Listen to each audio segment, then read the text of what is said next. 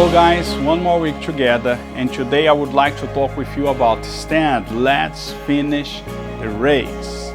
So let's start reading a Bible text that is in 2 Timothy 4, 6 and 7. For I am already being poured out like a drink offering, and the time for my departure is near.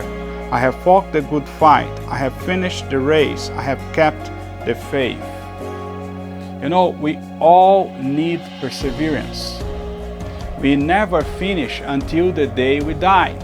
So all of us, young and old, need to have the warning that comes to us from Paul's life. You know, an important thing is that Paul attributes all of his endurance, all of his faithfulness to the grace of God. However, we do have our part to play. And thinking about this, I would like to share with you 4 fundamental actions we can take to help us finish well. To be honest, they are very basic things that you already know, sure, but maybe you are not aware of their power in your life. They are like the foundations of a building that no one sees, but they sustain the whole structure. First thing, a daily time of focused communion with God. You know, we need to keep in mind the fact that the purpose of a quiet time is not just to read a chapter in the Bible and go over a few prayer requests. Rather, it should be a time of personal communion with God. This is the time when we cultivate our affections towards the Lord, when we focus our eyes upon eternity, and when we align our hearts and motives. Second thing is a daily appropriation of the gospel. You know, Paul looked outside himself and saw himself clothed in the righteousness of Christ. He saw himself declared righteous. This is where so many Christians miss it. For them, it's a performance relationship, and that is why we need a daily appropriation of the gospel, because it is our nature to drift towards performance. And we miss the point.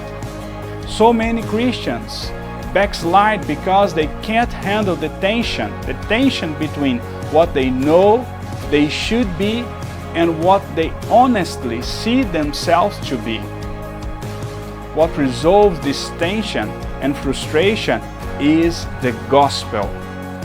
We need to preach the gospel to ourselves.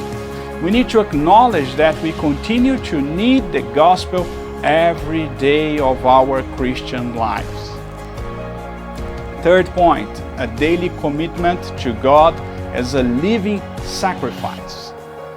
Unfortunately, we have a tendency to want to take back that which we have committed to God. Because of this, we need to constantly revisit our memorials of consecration. You know, I love our vision as a church that each member is a minister, and each minister should be a living sacrifice. This means that everything you do is for the glory of God, is consecrated to the Lord. So for us, consecration is much more than an altar call. It is the lifestyle of an overcomer. This kind of mindset and attitude will enable you, like Paul, to finish the race and receive a heavenly reward. And finally, the last point, the fourth one, is a firm belief in the sovereignty and love of God.